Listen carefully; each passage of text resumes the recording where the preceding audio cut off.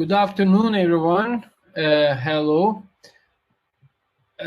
Thank you for joining us for today's webinar. Today's EACTA live webinar about resuming the elective cardiothoracic surgery during COVID-19 outbreak. My name is Mert Senturk, and I'm the chair of EACTA Thoracic subcommittee from Istanbul, Turkey. And by the end of this webinar, you will be able to better understand the impacts of long-term lockdown during the COVID-19 outbreak, considerations and consequences of returning the elective cardiac and thoracic surgery during the COVID-19 era, and changing route lines of the perioperative care to minimize risks for returning the elective cardiothoracic surgery. Before we start, I would like to say something about the housekeeping. First of all, if you have any questions during the presentations, please type them into the question and answer box on the screen. We will bring them up at the end of the presentation, and we will also have some time for questions at the end of each talk. Moreover, for the certification of the process, for certificates, please click on the floating banner on this page, or you can also contact the email address eactawebinar@aimgroup.eu. Now I'm pleased to introduce two good friends of mine, the two moderators of this webinar. First one is Laszlo Szegedi from Brussels in Belgium. He is the past chairman of the Thoracic Subspecialty Committee of the EACTA. And Mohamed Tahan, he is professor at Mansoura University in Egypt and associate professor at the Imam Abdul Rahman bin Faisal University in Dammam, Saudi Arabia, and also the education chair in EACTA. So I think now we can go on with Laszlo. Please, Laszlo. Thank you, Mert. Good afternoon, everybody. Good evening, if it's the case. Just as a reminder, this webinar is not internationally accredited. However, per country, I think that you can ask everyone an accreditation. For example, in Belgium, we asked an economical and ethics accreditation for this webinar, just in brackets that I'm telling you this.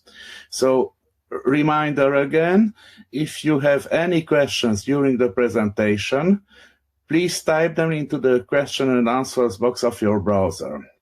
Now, without further ado, we will turn the time over to my dear colleague, Professor Turgay Tuna. He's director of the one-day hospital of the Erasmus Hospital of the Université Libre de Bruxelles in Brussels, Belgium.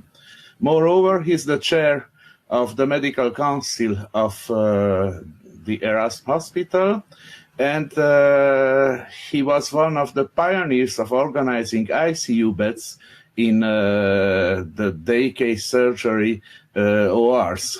He will speak about the economic implications of the COVID-19 on the healthcare system. So, please, Turgay. Thank you very much, Laszlo. Thank you. Hello, everyone. Thank you very much for having invited me for this presentation. It's an honor. And it was really a drastic situation, and it merits some attention because it isn't finished yet. So, in Belgium, the government decided end of February, beginning of March, to think about the problem. At first, they told, oh, it's only influenza, it won't change anything. And slowly the cases became to have higher and higher numbers. Between the 12th and 13th of March, there was a reunion of the National Council, and they decided it was time to begin the confinement and to stop every activity in the country. Between mid-March and beginning of May, it was really a very, very interesting situation. And that situation merits further discussion. You see that slowly a peak was obtained at mid-April, with a total of 140 cases in the wards. At the peak, we had 7 full wards of COVID suspected or confirmed patients. At that time, we had nearly 40 patients in the ICU beds. 90% of those patients were intubated and ventilated patients, and 6 of them at one time had ECMOs. To achieve so much beds, because theoretically we could have till 69 patients and a total of 300 patients in all the wards of the hospital. That was purely theoretical, because practically we will never have enough human resources, nurses, to treat those patients. That was really the most problematic case, the number of human resources. Fortunately, slowly, a decrescendo was observed, and by the end of April, slowly the government decided to let go a little the confinement, and they opened some shops.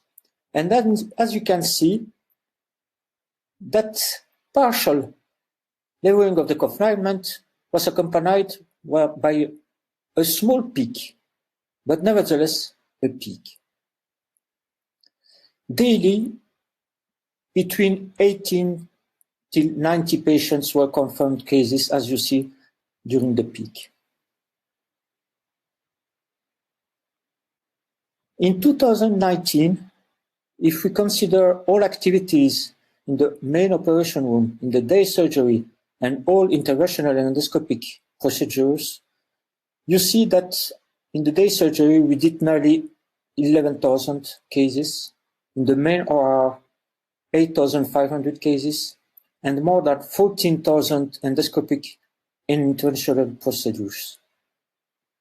We have a huge out of operation room case numbers because our gastroenterologic, radiologic, interventional practitioners are very, very famous for it.